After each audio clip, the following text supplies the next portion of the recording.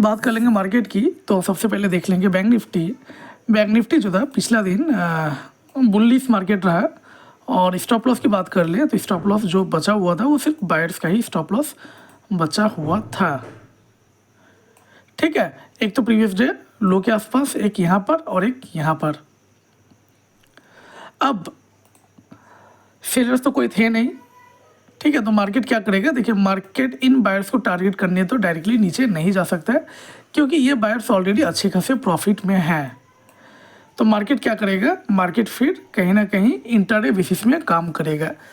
Intraday basis में या तो बायर्स का स्टॉप लॉस क्रिएट करेगा या फिर सेलर्स का स्टॉप लॉस क्रिएट करेगा। सो आज क्या हुआ, आज हम लोग देख लेंगे। देखिए, शुरू का 5-10 मिनट जो था वो काफ़ी बुलिश था। अब बुलिश का क्या मतलब है कि मार्केट का कोई इरादा नहीं है इन बायर्स को टारगेट करने का।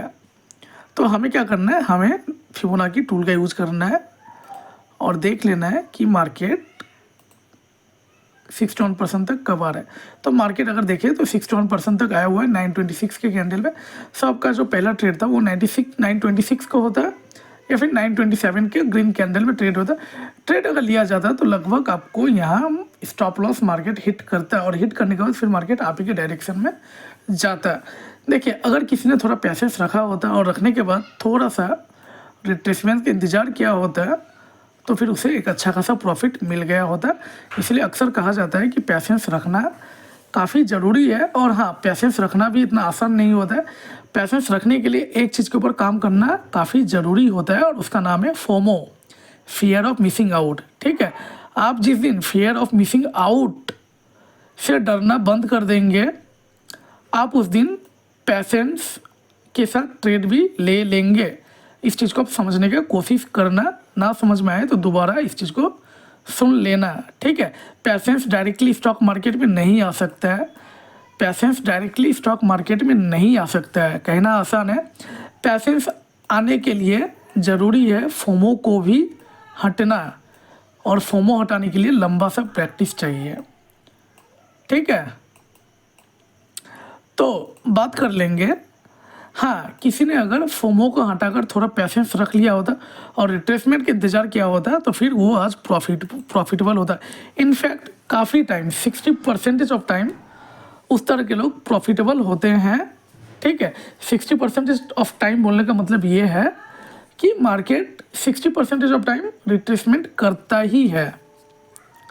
तो अगर आप उस केस में थोड़ा सा पैसेंस रखते हैं तो फिर आप उस दिन प्रॉफिटेबल हो जाएंगे। तो आपका ट्रेड जो था वो होता फिर इस कैंडल में 936 के ग्रीन कैंडल में। यहाँ पर भी ट्रेड लिए जाने पे मार्केट आपको थोड़ा सा तो परेशान करता है और करने के बाद फिर आपको आपका टारगेट इजीली दे दिया होता।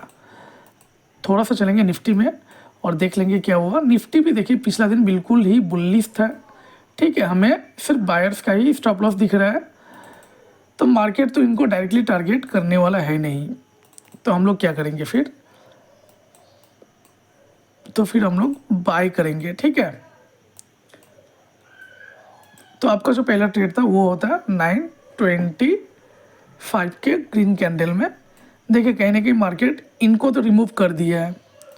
ठीक है, डायरेक्टली तो इनको मार्केट टारगेट नहीं कर सकता है, लेकिन हाँ, इनडायरेक्टली टारगेट किया हुआ है। इनडायरेक्टली के क्या मतलब है? मतलब ये है कि मार्केट एक बार ऊपर जाएगा और जाने के बाद फिर होगा तो नीचे आएगा, और यहाँ तक आया भी है 61% तक। 61% तक अगर आ जाए तो फिर ये बायर्स रिमूव हो जाते हैं। सो आपको यहाँ ट्रेड बनता है और दूसरा ट्रेड आपका यहाँ पर भी रिट्रेसमेंट में भी बन सकता था।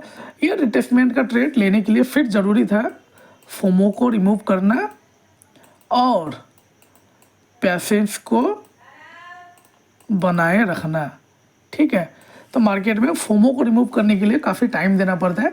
ये अगर रिमूव हो जाए तो पैसेंस भी धीरे धीरे आ जाता है। दोनों ही एक खुद में ही एक अलग अलग स्टेप है जिसको लर्न करना पड़ता है शेयर मार्केट में। चलिए, मिलते हैं कल, तब तक के लिए धन्यवाद। जय हिंद।